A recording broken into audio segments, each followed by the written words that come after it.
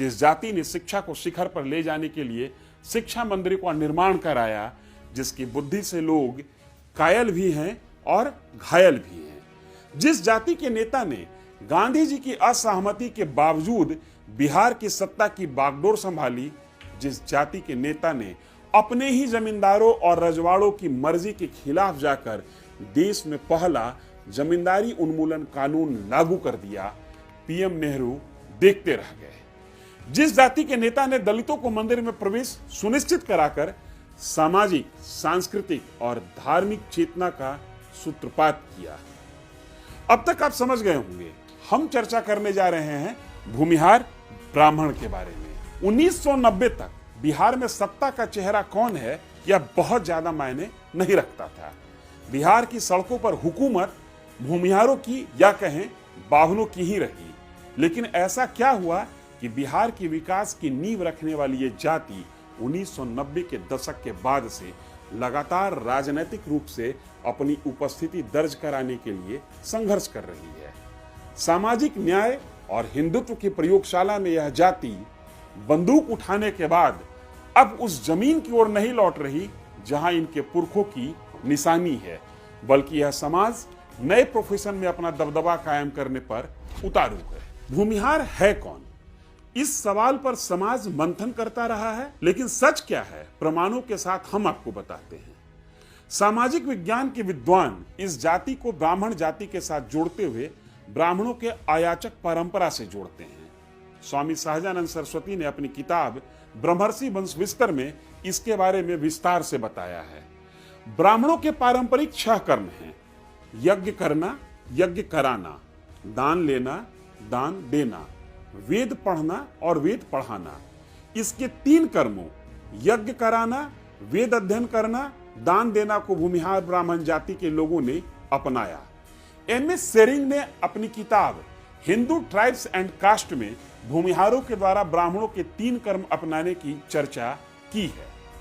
यही है आयाचक का मतलब। जैसा कि नाम से भी स्पष्ट है, ये वो वर्ग है जिसने आजीविका के लिए भूमि को ही आधार बनाया। भूमिहारों की पहचान जमींदारी शब्द के साथ हुई है। यह समाज अपनी पहचान भगवान विष्णु के 6ठे अवतार ऋषि परशुराम के साथ जोड़ता है। मान्यता है कि परशुराम ने जब पृथ्वी पर क्षत्रियों का संहार किया तब उनकी जमीन को ब्राह्मणों के बीच बांट दी। जिन ब्राह्मणों को उनके द्वारा दी गई जमीन मिली वे भूमिहार ब्राह्मण कहलाए। एक मत यह भी है कि जो भूमि सैनिक सेवा या किसी खास सुरक्षा के लिए दी गई वो अग्रहार की जमीन हुई और अग्रहार की जमीन प्राप्त करने वाला ब्राह्मण भूमिहार ब्राह्मण कहलाए। चंद्रगुप्त मौर्य के दरबार में रहने वाला मेगास्थनीज, जो कि एक यूनानी राजदूत था, उसने भी अपनी पुस्तक इंडिका में लिखा है कि मगध क्षेत्र के कुछ ब्राह्मण आवश्यकता पड़ने पर सैन्य सेवा देते थे। यह मत चीनी यात्री फाहियान के द्वारा भी दिया गया है और अंग्रेजी लेखक फ्रांसिस बुकानन ने भी अपनी पुस्तक में मगध और वाराणसी क्षेत्र में मिलिट्री ब्राह्मण की चर्चा की है। Major general GD. बख्शी ने अपनी किताब गार्डियंस ऑफ द गेट में भूमिहारों को सिकंदर और पोरस वाले पोरस से जोड़ते हैं। कहते हैं अलेक्जेंडर और पोरस के युद्ध के बाद चंद्रगुप्त मौर्य ने नंद वंश को समाप्त करने के लिए जिस सेना का प्रयोग किया था वो पोरस की ही सेना थी और चंद्रगुप्त के साथ ये पश्चिम से बिहार पहुंचे। गौरतलब है कि पोरस एक ब्राह्मण राजा था और उसके सैनिकों में भी ब्राह्मणों की बड़ी संख्या थी। हालांकि इस दावे की इतर एक मत यह भी है कि भगवान बुद्ध के समय कुछ ब्राह्मण बौद्ध हो गए। जब बौद्धों का राज्य समाप्त हो गया तो वे फिर से सनातन परंपरा में वापस आए और इन्हें ही भूमिहार ब्राह्मण माना गया। कुल मिलाकर इतना तो कहा ही जा सकता है कि भूमिहार समाज की जड़ें शास्त्र, शस्त्र और भूमि तीनों के साथ प्राचीन काल से ही गहरी है। सनातनियों के बीच वर्ण व्यवस्था पुरानी है, इसे वेदों से मान्यता प्राप्त है। नए दौर में जाति व्यवस्था को मान्यता दिलाने के लिए अपने तरीके से हर वर्ग को संघर्ष करना पड़ा।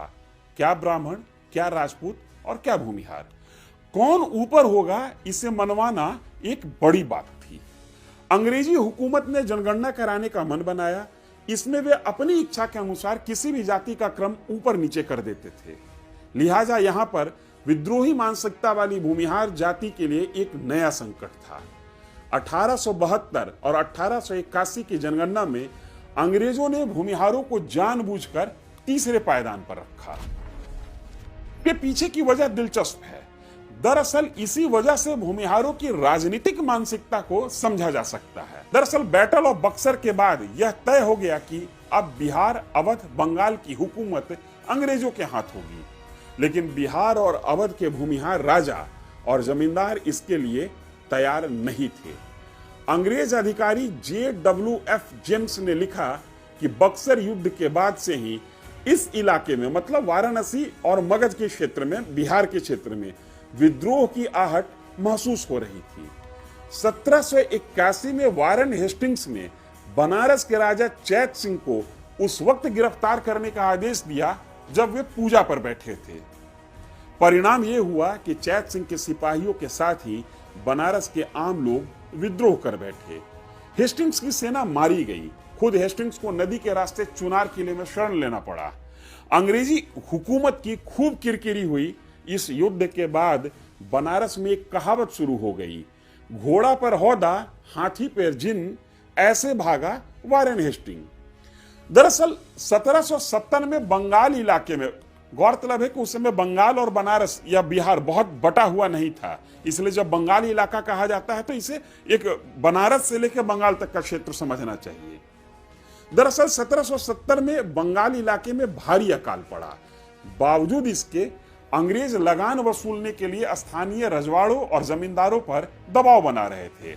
उनकी डिमांड ने जमींदारों के अंदर खींच पैदा कर दी।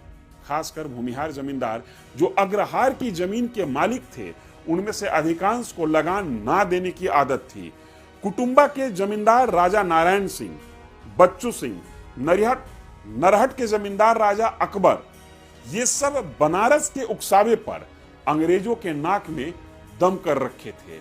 इनसे निपटने के लिए ईस्ट इंडिया कंपनी योजना बना ही रही थी कि हुसेपुर यानी आधुनिक हथुआ स्टेट में अंग्रेजों के खिलाफ गुरिल्ला युद्ध छेड़।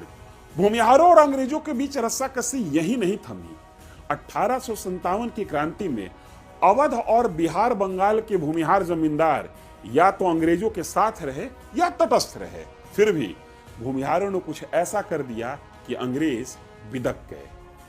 1857 की गदर के समय तक भूमिहार राजाओं और जमींदारों ने अपने आप को एडजस्ट कर लिया था, लेकिन इस गदर में दो घटनाएं ऐसी हुई कि अंग्रेज एक बार फिर भूमिहार से नाराज हो गए।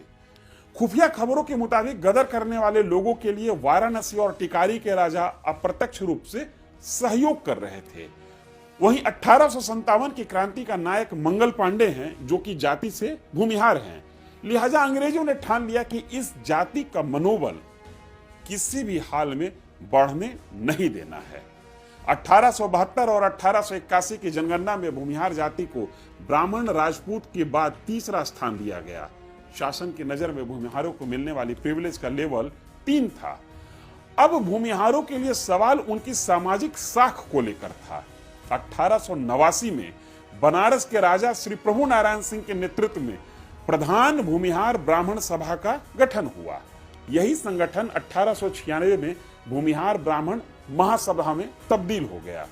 खैर 1911 के सेंसस में भूमिहारों की लड़ाई रंग लाई। इस साल हुए जनगणना में भूमिहारों को ब्राह्मण माना गया, लेकिन भूमिहारों की इस मुहिम का याचक ब्राह्मण या कहें पुरोहिती करने वाले ब्राह्मण विरोध कर रहे थे। उनको जवाब देने के लिए आगे आए स्वामी सहजानंद सरस्वती, जो कि उत्तर प्रदेश के रहने वाले थे। 1916 में उन्होंने एक किताब लिखी, भूमिहार ब्राह्मण परिचय। इस किताब के माध्यम से सहजानंद ने शास्त्रों के जरिए साबित किया कि पुरोहिती करना और दान लेना ब्राह्मण होने की एकमात्र शर्त नहीं है। भूमिहारों के ब्राह्मण होने की इस बात पर अब शास्त्रीय मुहर लग गई। यह संभव नहीं है कि किसी भी जाति के बारे में संपूर्ण प्रमाणिक तथ्य आधे घंटे के वीडियो में दिया जा सके। जिसकी जड़ें गहरी होती हैं, उसकी जड़ी उतनी ही उलझी होती है।